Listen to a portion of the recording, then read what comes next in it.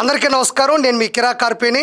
అయితే నాగార్జున యాదవ్ ఇతను వైఎస్ఆర్సీపీ సంబంధించినటువంటి పార్టీలో రాష్ట్ర అధికార ప్రతినిధిగా ఉన్నాడు. అయితే ఏది పడితే అది జగన్మోహన్ రెడ్డి అధికారంలో ఉన్నప్పుడు నారా చంద్రబాబు నాయుడు గారి గురించి కావచ్చు, పవన్ కళ్యాణ్ గారి గురించి కావచ్చు, నారా లోకేష్ గారి గురించి కావచ్చు, మిగతా సభ్యుల మీద కూడా దారుణమైనటువంటి దుర్భాషలాడినటువంటి వ్యక్తి. ఇంకా లిమిట్ ఉండదు, ఫెన్సింగ్ ఉండదు, ఒక కంచి ఉండదు, ఒక పరిధి ఉండదు. ఇష్ట ప్రకారం ఏది పడితే అది మాట్లాడతాడు. కేవలం పదవుల కోసం కావచ్చు, ఇంకేదైనా వాళ్ళ అంటే తన సొంత లబ్ధి కోసం కూడా కావచ్చు. అదేవిధంగా కొద్ది రోజుల క్రితం సాక్షి డిబేట్లో సీనియర్ జర్నలిస్ట్ కొమ్మినేని గారితో మన నాగార్జున యాదవ్ ఏం మాట్లాడాడో ఒకసారి విందాం.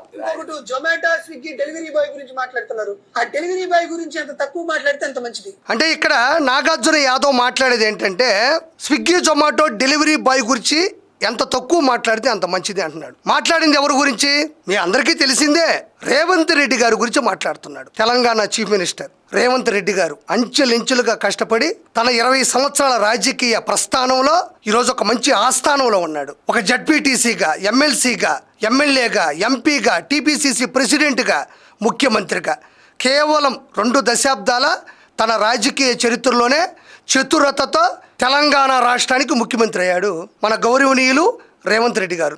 రేవంత్ రెడ్డి గారి గురించి సాక్షి డిబేట్లో వైఎస్ఆర్సీపీ రాష్ట్ర అధికార ప్రతినిధి నాగార్జున యాదవ్ మాట్లాడుతున్నటువంటి భాష మాట ఇది. ఈ ప్రస్తావన ఎందుకు వచ్చింది నన్ను అడిగితే, ఇంతకు మునిపే నాగార్జున యాదవ్ని గుంటూరులో తన నివాసంలో తెలంగాణ పోలీసులు అరెస్ట్ చేసుకుని తీసుకెళ్తారు కదా.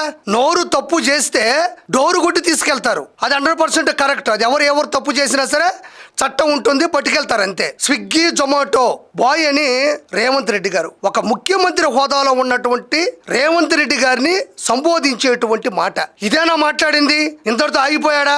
మళ్ళీ చూడండి. ముఖ్యమంత్రి పదవి కాదు కదా, ఎమ్మెల్యే పదవి కూడా జొమాటో డెలివరీ బాయ్ అనర్హుడు. అంటే ఎమ్మెల్యే పదవి కాదు కదా, మరే పదవి కూడా అనర్హుడు అంటున్నాడు. నేను ఇప్పుడే చెప్పా, తన 2 దశాబ్దాల రాజకీయ చరిత్రలో ఎమ్మెల్సీ అయ్యాడు, ఎమ్మెల్యే అయ్యాడు, ఎంపీ అయ్యాడు, టీపీసీసీ ప్రెసిడెంట్ అయ్యారు, దాంతో పాటు ఇప్పుడు ఎంపీ అయ్యారు, ముఖ్యమంత్రి అయ్యారు. తన ద్వారా కాంగ్రెస్ని గెలిపించుకున్నాడు. ఇందులో ఏ సందేహం లేదు. అలాంటి వ్యక్తి ఎమ్మెల్సీకి పనికిరారు, ఎమ్మెల్యే పనికిరారు. ఈ స్విగ్గీ జొమాటో డెలివరీ బాయ్ అంటే ఎవరు అంగీకరిస్తారు? గౌరవనీయులైన ముఖ్యమంత్రి హోదాలో ఉండేటువంటి ఒక ముఖ్యమైన నాయకుడిని పట్టుకొని ఒక సర్వసాధారణ రాష్ట్ర అధికార ప్రతినిధి మాట్లాడేటువంటి భాష.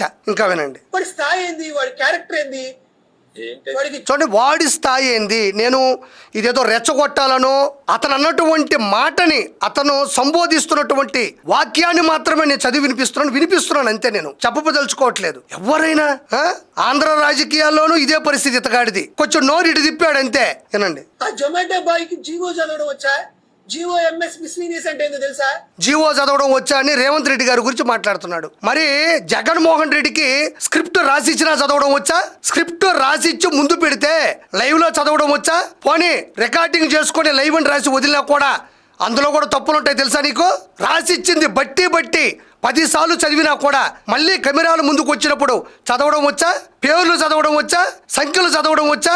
100కి 1000కి లక్షకి కోటికి 10 కోట్లకి 100 కోట్లకి 1000 కోట్లకి తేడా వచ్చా? కేవలం టార్గెట్ చేయండి, పలానా వ్యక్తిని మాట్లాడండి అంటే చాలు. సొంత డిబేట్లో కూర్చొని పక్క రాష్ట్రం యొక్క ముఖ్యమంత్రి, ఆయనతో మనకు అవసరమా?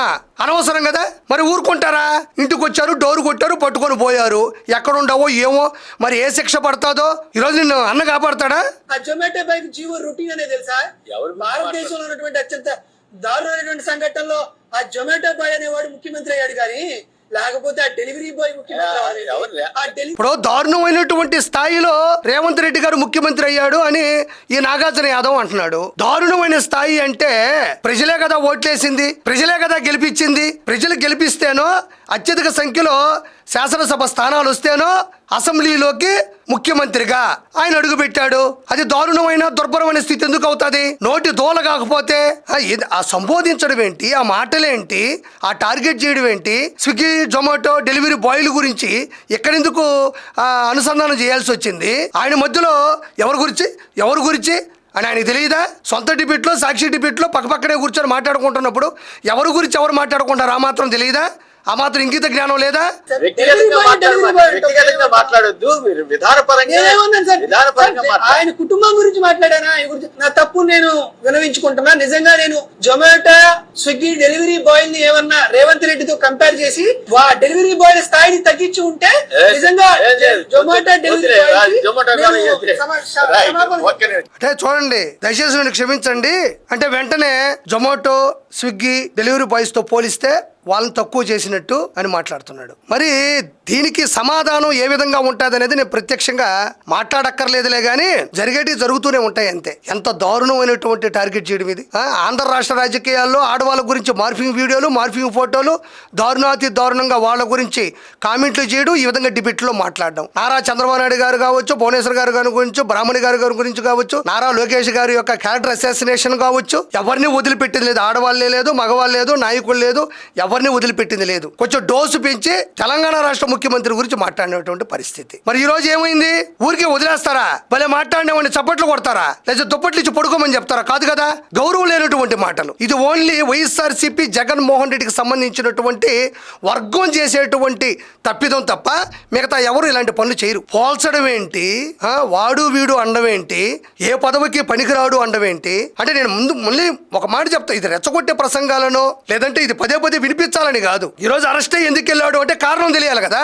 మళ్ళీ వ్యక్తిగత కక్షలో, రాజకీయ కక్షలో కావాలనే చేశారో అని సాధారణ ప్రజానీకం అనుకోకూడదని చెప్పడానికి నేను వినిపిస్తూ దీని గురించి వివరించడం జరిగింది. కాబట్టి ఎవరు మాట్లాడినా కూడా ఇంత దారుణంగా ఒక ముఖ్యమంత్రి హోదాలో ఉండేటువంటి రేవంత్ రెడ్డి గారి గురించే కాదు, ఎవరి గురించైనా, ఒక ఆడవారి గురించైనా, ఒక సాధారణమైనటువంటి మనుషుల గురించైనా మాట్లాడడం చట్టరీత్యా నేరం, ఘోరం, ఖచ్చితంగా శిక్ష అనుభవించి తీరాల్సిందే. అందుకే ఇతను ఇప్పుడు అరెస్ట్ అయ్యాడు, ఖచ్చితంగా శిక్షకు అర్హుడు అని మరోసారి తెలియజేస్తూ నమస్కారం.